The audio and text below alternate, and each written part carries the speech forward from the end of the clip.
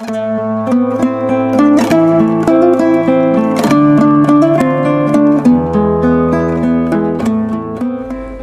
әдемі бір күнінде таңертең бір төре өзінің баласымен бақшаға барып, екеуі де егілген ағаштары мен гүл жапырақтарын көріп жүрді. Ата, мына бір ағаш неге тіптік, ана біреу неге қисық біткен? Оның себебі балам, анау ағашты бағу-қағумен өсірген. Қисық бұтақтар болса кесіп, анау ағаш бағусыз өз шығу қалпымен өскен.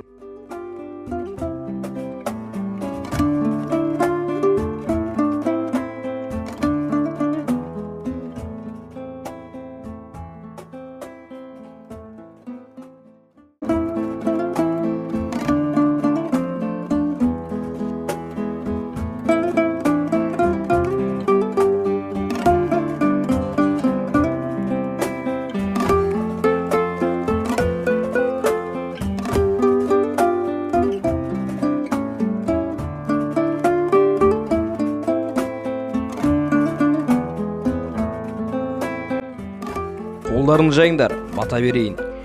Дастарханың тоқ болсын, уайым қайғы жоқ болсын. Жарды болсаң жасыма, бай болсаң тасыма.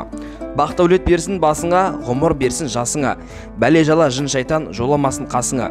Иманның байлығын берсін, құт берекенің бәрі келсін. Әумин.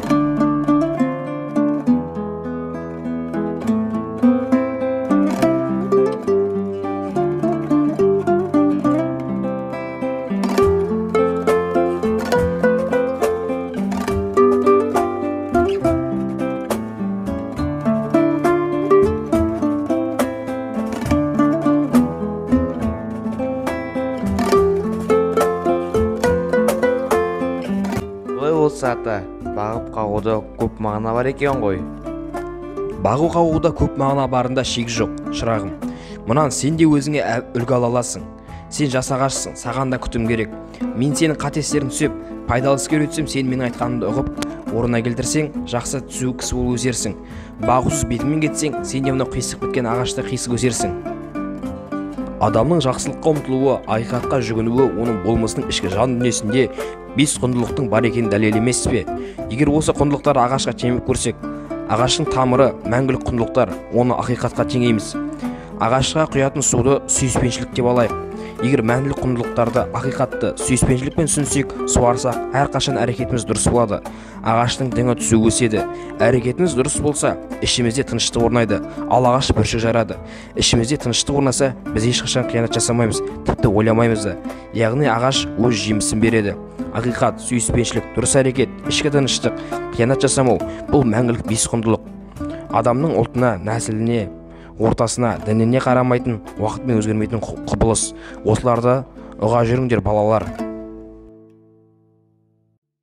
Қорытындылай келе, табиғат пен адамның арасындағы біртұтастық айқындалады. Жаратушы 18 мың ғаламды адам үшін жаратып қойғанын білеміз.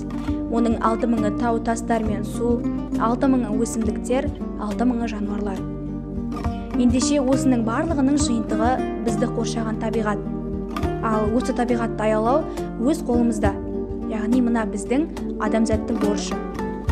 Адамның рухани байлығы мен мәдениетінің жиынтығы, яғни ата-әжелеріміздің ертеден келе жатқан даналығы.